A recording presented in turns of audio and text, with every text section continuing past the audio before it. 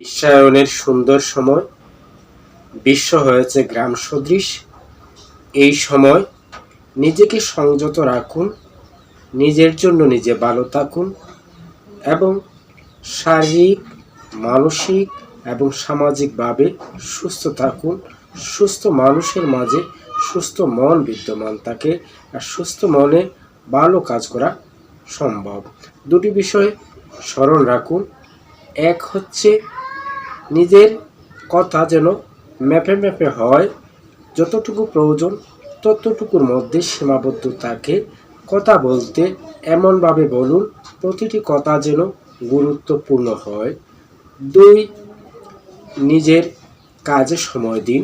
নিজের কাজকে নিখুঁত, নির্ভেজাল এবং সুন্দর করে সম্পন্ন করুন।